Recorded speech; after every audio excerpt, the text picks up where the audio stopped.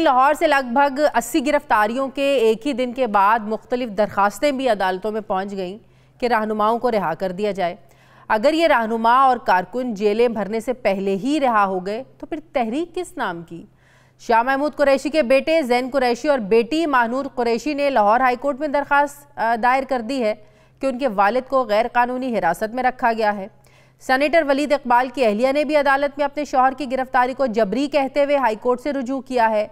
सवाल ये है कि क्या इनकी फैमिलीज़ को नहीं पता था कि जो इनके लोग हैं ये जेल भरो तहरीक का हिस्सा बनने जा रहे हैं।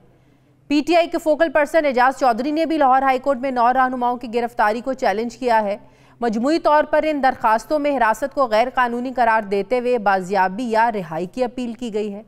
यहाँ सवाल उठाने से पहले मैं ये मेंशन करना ज़रूरी समझती हूँ कि तहरीक इंसाफ की जो प्लानिंग सामने आ रही थी उसमें ऐसे तो हरगिज़ नहीं था कि पूरी की पूरी सीनियर क़यादत जो है ये पहले ही झटके में वैन में बैठ जाएगी। जो प्लानिंग इमरान खान ने अपने खिताब में दी थी वो तो 200 कारकुनान के साथ लाहौर से उमर चीमा, मुराद रास और कुछ और लीडर थे। लेकिन हुआ क्या?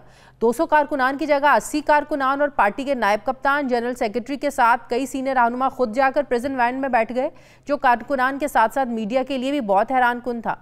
इन रहनुमाओं को पंजाब के मुख्तलिफ जेलों में भेज दिया गया है। शाह महमूद कुरैशी को अटक, असद उमर को राजनपुर, मुराद रास को डीजी खान, आजम सवाती को रहीम यार खान, सेनेटर वलीद इकबाल को लिया और मोहम्मद खान मदनी को बहावलपुर की जेल में मुंतकिल कर दिया गया है। और इन पर दफ़ा 144 की खिलाफ वर्जी पर 16 MPO के तहत कार्रवाई अमल में लाकर उन्हें नक्से अमन के जुर्म में जेलों में रखा गया है।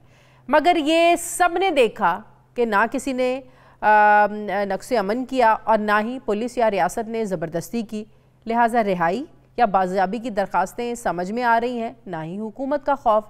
तो सवाल ये पैदा होता है कि क्या जेल भरो तहरीक की प्लानिंग को तब्दील किया गया है या इन रहनुमाओं ने प्लानिंग से हटकर गिरफ्तारियां पेश की हैं?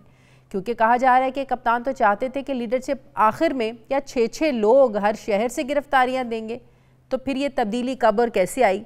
तो क्या जेल भरो तहरीक बदनज़मी का शिकार होकर अपना टेम्पो खो बैठी है? तो नाज़रीन अब आते हैं दूसरी तब्दीली की तरफ, और वो है गिरफ्तारियां जो हो गई हैं जैसे भी हुई तो अब तो रिहाई के लिए दरखास्तें क्यों दी जा रही हैं? क्या तहरीक इंसाफ की प्लानिंग में ये बात थी कि उनके लीडरों को जेल भरो तहरीक में ही गिरफ्तार नहीं किया जाएगा? मैंने तो एक ऐसी वीडियो भी देखी है जिसमें पुलिस वाला स्पीकर पर ऐलान कर रहा है कि जो पीटीआई के कारकुनान गिरफ्तारी देना चाहते हैं उनके लिए वैन तैयार खड़ी है। लेकिन दूसरी तरफ ये भी देखने में आया कि प्रिजन वैन की छतों पर भी कारकुनान चढ़े हुए थे। लाहौर और पेशावर के बाद जेल भरो तहरीक आज तीसरे रोज़ रावलपिंडी पहुंची। पेशावर में तो मुलतवी कर दी गई है जेल भरो तहरीक, मगर गिरफ्तारियों की वो तादाद सामने नहीं आ रही है जो तहरीक इंसाफ को तवक्को थी।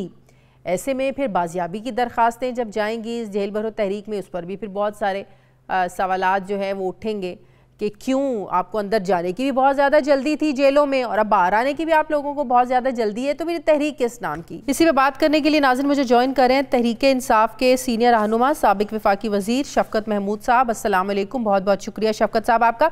शफकत साहब, ये सीनियर लीडरशिप की जेल भरो तहरीक में गिरफ्तारियों को लेकर क्या अचानक से स्ट्रैटेजी तब्दील हुई है? क्योंकि बुध को जब आप लोगों की ये तहरीक शुरू हुई, शाह महमूद कुरैशी साहब ने मीडिया से बताया कि इमरान खान साहब ने अभी मना किया है सीनियर लीडरशिप को गिरफ्तारी देने के लिए से, क्योंकि वो चाहते हैं कि सीनियर लीडरशिप फिलहाल बाहर रहे ताकि तहरीक को कामयाब बनाया जा सके। लेकिन आज हम अचानक देखते हैं शाह महमूद कुरैशी भी गिरफ्तारी देने के लिए चले गए प्रिजन वैन में, असद उमर साहब भी चले गए, मुराद रास भी, और फिर हुआ ये कि किसी को लिया भेज दिया, किसी को बहावलपुर भेज दिया, किसी को राजनपुर भेज दिया। क्या स्ट्रैटेजी एकदम बदली और क्यों बदली? नहीं, देखें जहाँ तक तो मुख्तलिफ जेलों में भेजने वाली बात है वो तो गवर्नमेंट ने भेजा, वो हमने तो नहीं भेजा। हाँ। और ये सिर्फ उनको तंग करने के लिए और उनको परेशान करने के लिए और उनको तकलीफ देने के लिए ये किया है। और लेकिन उससे उनके हौसले बुलंद हैं और जो हमें इतलात मिली हैं वो हर किस्म की सोबत जो है वो बर्दाश्त करने के लिए बिल्कुल तैयार है। जहाँ तक आपका सवाल है कि उनको ये बिल्कुल दुरुस्त है, उस वक्त ये प्लान नहीं था कि उनको गिरफ्तार किया जाएगा। लेकिन शाह साहब की हमेशा ये फीलिंग थी और असद की कि हमें सबसे आगे बढ़ के लीड करना चाहिए। तो इसलिए खान साहब ने हालांकि कहा था, लेकिन उन्होंने मौके को जब मौजूद थे तो वहां पर उन्होंने कहा कि हमें लीड करना चाहिए और इसलिए उन्होंने लीड किया। नहीं तो जब गिरफ्तारियां दे दी तो क्या इनकी फैमिलीज को नहीं पता था कि जेल भरो तहरीक शुरू हो रही है? तो अब वो बाजियाबी की दरखास्तें, रिहाई की दरखास्तें क्यों दे रहे हैं? सेनेटर वलीद इकबाल की अहलिया ने भी दे दी है, शाह महमूद कुरैशी के बेटे और बेटी ने भी दरख्वास्त दे दी है कि उनके वालिद को रिहा किया जाए।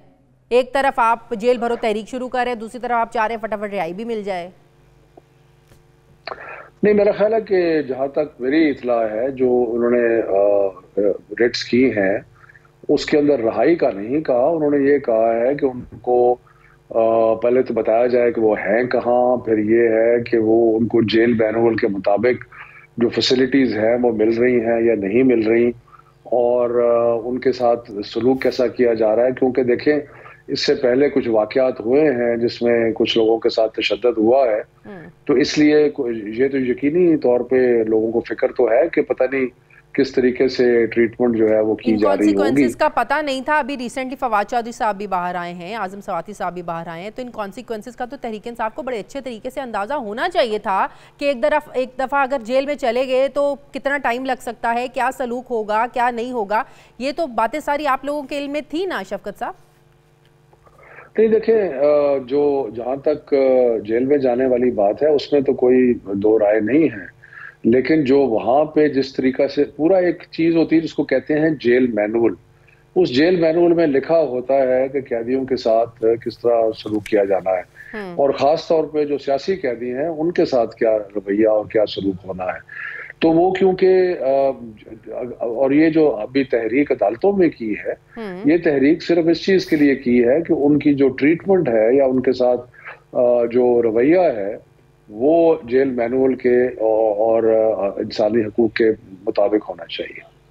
तो क्या आप लोगों को कुछ इतलात मिल रही हैं असद उमर के हवाले से, शाह महमूद कुरैशी के हवाले से? क्या उनके साथ जेल मैनुअल के मुताबिक सलूक हो रहा है या उनसे उस तरह का सलूक हो रहा है जिस तरह के फवाद चौधरी साहब ने कहा कि बड़ा मुश्किल है अंदर रहना, आजम सवाती साहब, क्या वो लोग ठीक हैं या उनके साथ वाकई जेल मैनुअल के खिलाफ सलूक हो रहा है?